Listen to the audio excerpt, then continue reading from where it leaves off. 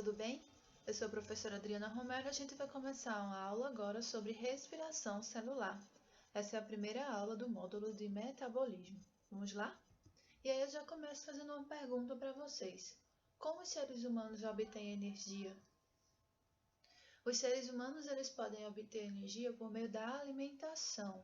Então, quando a gente come, o alimento ele vai ser digerido e depois ele vai para o sangue. Do sangue ele vai imediatamente para as células. Na célula podem haver a conversão de energias. Lá, a glicose, por exemplo, que é um dos nutrientes encontrados nos alimentos, vai ser convertido em uma moeda energética que o teu corpo entende, que teu corpo interpreta. Então, nesse caso, a respiração celular é justamente a forma de obtenção de energia a partir das ligações químicas que estão nessas moléculas, ou seja, ligações químicas entre os átomos dessas moléculas.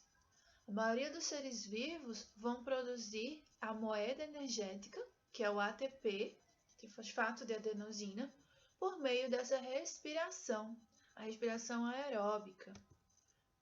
Então, o ATP é uma moeda que teu corpo entende. É como se a tua célula, mais especificamente a mitocôndria, ela fosse uma casa de câmbio, em que vários estrangeiros irão chegar nesse país com várias moedas diferentes e vai transformar e vai converter a moeda do país dele na moeda usada nesse país que é o real.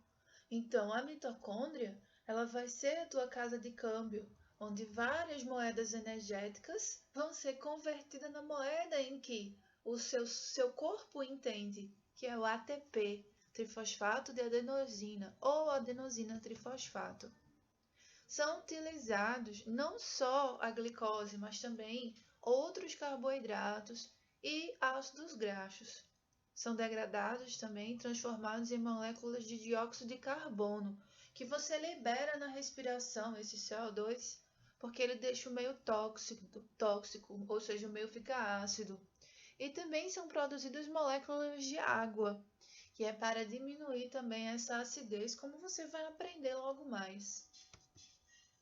Então, comer é importante para que nossas células funcionem.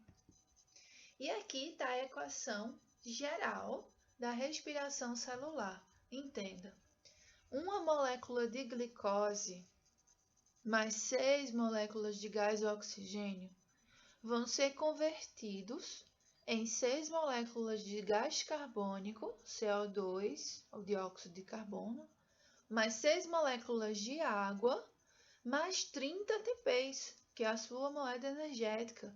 Então, você precisa comer e você precisa respirar para que você consiga ter energia para o seu corpo funcionar. Até rimou.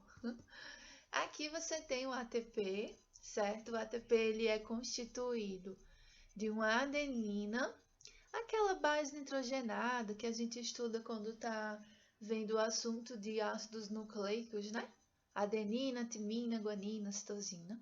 Então, aqui a gente tem uma adenina, a gente tem uma ribose, que é justamente um dos ácidos nucleicos, né, componentes de um dos ácidos nucleicos, que é o RNA.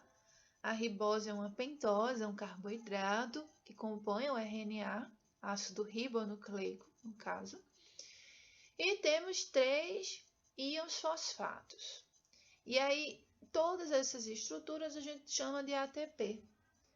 Se você levar em consideração apenas um íon fosfato, você pode chamar de adenosina monofosfato. Se houverem 2 íons fosfato, você diz que é adenosina difosfato. Mas se houverem os 3 fosfatos, você chama ele de adenosina trifosfato, o ATP. Então, você tem o ATP, o ADP ou o AMP. E aí, como é que vai acontecer? Veja só, aqui eu tenho o ADP, né? A adenina, a ribose e as 3 ligações de fosfato, que vão fornecer energia para o trabalho celular e para a síntese química. E aí esse ATP ele vai se tornar em ADP, ou seja, a adenina trifosfato vai se transformar em adenina difosfato. Então, ele perde um fosfato, ele vira fosfato inorgânico. E aí, a energia da luz, no caso das fotossíntese, que a gente ainda vai estudar, ou a energia dos alimentos, que é o caso da respiração celular, vai transformar o ADP em ATP. E aí você tem essa moeda energética de novo para ser usada. E aí a respiração celular vai fazer isso para você. A respiração celular ela tem 3 etapas, que é a glicólise, o ciclo de Krebs e a fosforilação oxidativa. A glicólise ela vai acontecer no citoplasma da célula, ok? Então não ocorre na mitocôndria, ela ocorre fora da mitocôndria, tá?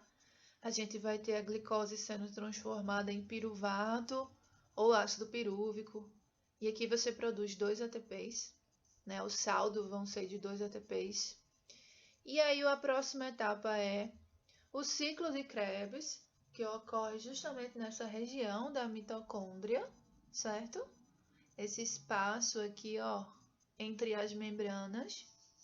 E aí a gente vai ter, né? O piruvato é transformado em acetil-CoA. E aí ele vai entrar no ciclo de Krebs e vai produzir para a gente mais 2 ATPs. E depois que terminar o ciclo de Krebs, começa a fosforilação oxidativa, que é na membrana interna da mitocôndria. A mitocôndria tem 2 membranas, então na membrana interna a gente tem a fosforilação oxidativa, aonde se produz uma média de 32 a 34 ATPs.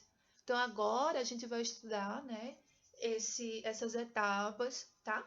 Lembrando que essa é uma aula direcionada para o ensino médio. Então a gente vai ver as principais formas que essas etapas caem no Enem, ok? A glicólise, também chamada de via glicolítica, ela é a primeira etapa da respiração celular. Lembrando que ela também pode ser realizada por procariontes, uma vez que ela não ocorre na mitocôndria, e sim no citosol, né? Aquela região onde estão as organelas, que é o citoplasma da célula. Bom, do grego glicos quer dizer açúcar, lisis quebra. Então a gente vai ter uma quebra da molécula de glicose, tá? São uma sequência de 10 reações químicas que são catalisadas por enzimas que estão no citosol. E aí, quando essa molécula ela é quebrada, ela libera energia, ela libera prótons de hidrogênio, elétrons, que precisam ser capturados para serem utilizados na fase final da respiração celular. E aí ela vai ser capturada pelo NAD, o dinucleotídeo de nicotinamida adenina.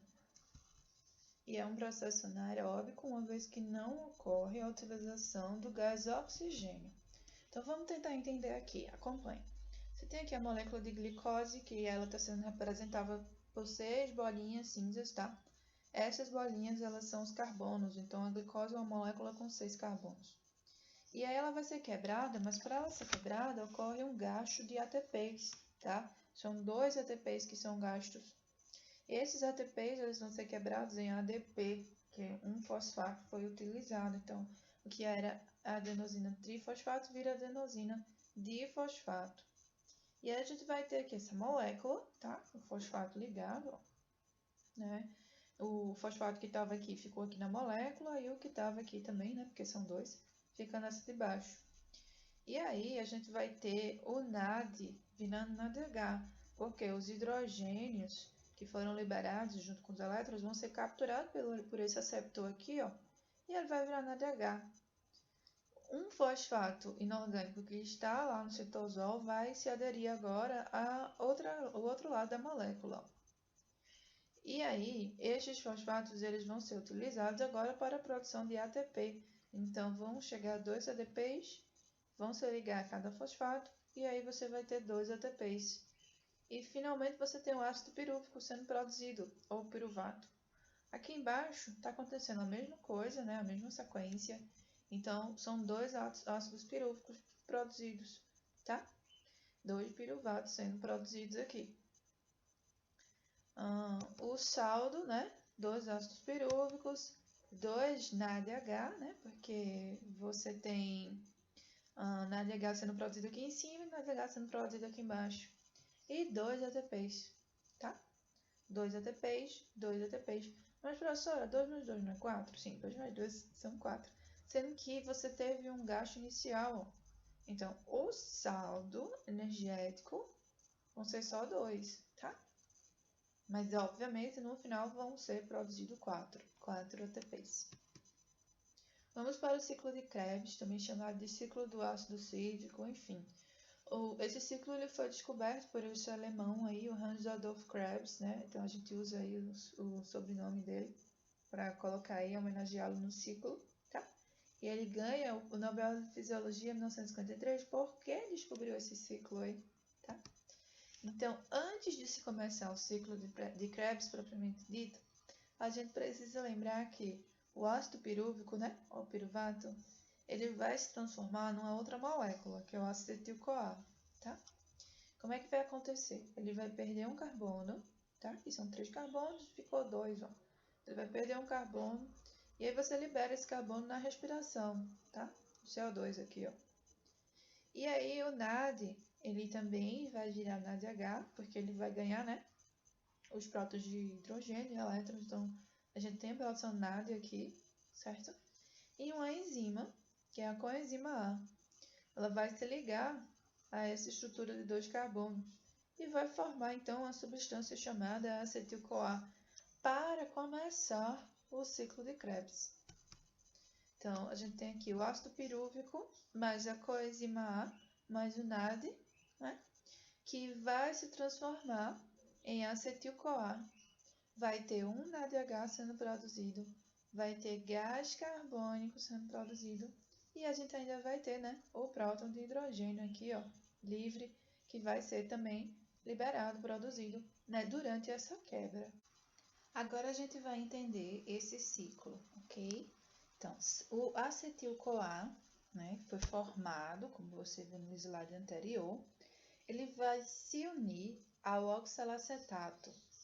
O oxalacetato é uma molécula de 4 carbonos.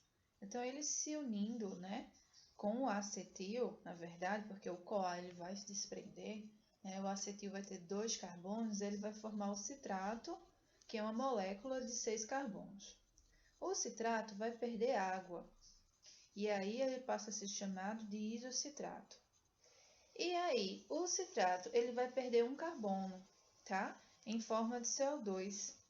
E quando isso acontece, né, vão ser liberados prótons de hidrogênio, né, com os elétrons, e aí a gente vai formar o primeiro NADH, ok? Agora você tem o alfa-cetoglutarato. E essa molécula vai perder mais um carbono em forma de CO2 e você vai produzir mais um NADH. Chamamos agora de succinil-CoA. O succinil-CoA ele vai ser transformado em succinato e nesse inteirinho é produzido o GTP. O GTP ele é produzido e é usado na síntese de proteínas, tá? O GTP é o guanosine trifosfato, porque ao invés de uma adenina, a gente tem outra base nitrogenada que é a guanina. Então, foi produzido aqui o succinato e a partir dele a gente vai produzir um FADH2. O FADH também é um receptor de elétrons, tá? É o flavina-adenina dinucleotídeo. E aí o FADH2 ele vai ter a mesma função que o NAD, né? Que é capturar os prótons de hidrogênio e os elétrons, tá? Aí ele vai ser transformado no fumarato, que vai perder água, que vai ser transformado no malato. O malato vai ser transformado em oxalacetato. E nesse inteirinho a gente também produz um NADH. Esse oxalacetato vai se unir de novo com acetil e formar o citrato e o ciclo reinicia. Agora lembrem-se, quantos carbonos tinha mesmo o citrato? Isso, 6 carbonos. Então, nesse momento aqui, ó, ele perde um carbono e aí a gente tem um alfa-cetoglutarato que vai ter 5 carbonos. E aí ele perde mais um carbono e a gente vai ter o succinil-CoA, o succinato, o fumarato, o malato e o oxalacetato com 4 carbonos. até ele se unir novamente com o acetil e ter 6 carbonos. E continuando o ciclo, ok? E aí o saldo energético. Para cada acetil, né, que entra no ciclo de Krebs, a gente vai ter 3 NADH, um ATP ou GTP, né, e um FADH. Mas como a glicose, ao ser quebrada, ela vai produzir 2 ácidos pirúvicos que dão origem a 2 acetil, então você multiplica esses valores por 2 e aí você vai ter 6 NADH, 2 ATPs e 2 FADH. Agora a gente vai para a última fase, tá? Do ciclo de Krebs, também chamada de cadeia respiratória ou fosforilação oxidativa. Bom, essas reações elas vão acontecer basicamente nessa membrana interna aqui, porque a mitocôndria ela tem 2 membranas, certo? A membrana externa e a membrana interna. E aí, essa fase final, que vai ser a cadeia respiratória, ela vai acontecer basicamente aqui. A gente viu que a glicólise ela vai acontecer fora da mitocôndria. Nesse espaço acontece o ciclo de Krebs e aqui nesse local acontece a cadeia respiratória. Então, ela vai começar da seguinte forma. Sabe aqueles NAD e aqueles FADH que foram produzidos, né? O NADH e o FADH que foram produzidos? Pois é, eles vão ser utilizados agora. Eles ficaram, durante a glicólise e o ciclo de Krebs, pegando os hidrogênios e os elétrons que eram liberados em cada quebra da molécula. Que a quebra de uma molécula, ela libera energia. E aí essa energia, ela não pode ser perdida. Então, ela vai ser capturada pelo FAD e pelo NADH, né? Pelo FADH e pelo NADH, e vai ser trazida aqui para essa área da mitocôndria. E aí, esses hidrogênios e esses elétrons vão estar aqui dentro e eles vão ser capturados, para essas proteínas que estão na membrana, tá? Então, você tem aqui algumas proteínas que estão na membrana. E aí, ele captura, tá? E aí, o que acontece? Esses hidrogênios, eles vão, para o espaço intermembranar. Então, eles ficam aqui nesse espaço intermembranar. E os elétrons, eles ficam percorrendo, acompanha azul, percorrendo a membrana. Agora, você tem a produção de NAD, né? Porque o NADH vai virar NAD, porque ele perdeu hidrogênio. Da mesma forma, acontece com FADH2. Os hidrogênios também vão vir para cá, né? Vão vir para a membrana e aí ele vai se transformando em FAD, tá? Então, os elétrons, eles vão estar aqui, passando pelas proteínas e pelo espaço, né, da membrana, tá? Porém, esses elétrons, eles vão parar aqui nessa terceira proteína, tá? E aí, o que vai acontecer com eles? Eles vão ser utilizados para a formação de molécula de água. Tem aqui, 2 hidrogênios mais meio gás oxigênio, que vão dar origem aqui, à água. Então, o oxigênio, ele vai ser o aceptor final de hidrogênio, para que esse hidrogênio seja utilizado e se diminua a acidez desse ambiente. Quando a gente para de respirar o gás de oxigênio, a gente vai ter uma acidez muito grande em nossas células. E aí esses hidrogênios, nesse caso aqui, né, que estão aqui, eles vão ser utilizados para a formação de água, para que ocorra um equilíbrio e diminua a acidez. Porém, parte do hidrogênio ainda vai estar aqui, no espaço intermembranar. E aí, a acidez nessa região ainda vai estar muito alta, gerando um desequilíbrio, tá? Esse desequilíbrio ele vai gerar uma força denominada de força protomotiva. E devido a essa força, os prótons de hidrogênio eles retornam para a matriz mitocondrial, ou seja, eles retornam para aqui dentro. E eles vão utilizar essa proteína aqui, o nome dela é importante a gente entender que é a ATP sintase ou ATP sintetase, tá? E essa proteína, ela vai fazer com que o hidrogênio ele entre, tá? No que ele entra, ele vai fazer com que essa estrutura ela gire e ela girando, ela vai unir o ADP com fosfato inorgânico que vão estar aqui nessa área também, fazendo com que surjam os ATPs. Então, nesse caso, essa proteína ela vai fazer com que o hidrogênio ele entre, fazendo com que ela gire. No que ela vai girar, eles vão estar unindo o ADP com o fosfato inorgânico para a produção de ATP, tá? Diminuindo então a quantidade de hidrogênios aqui dentro. Mas o ciclo ele vai continuar. Esse ciclo aqui ele vai ser realizado durante toda a nossa vida para a produção de ATP. Então é por isso que é importante, né? Tanto a alimentação como a respiração, né? A ventilação pulmonar, para colocar oxigênio para dentro do nosso corpo e a gente consiga produzir ATP, produzir energia, por meio dessa respiração celular, tá?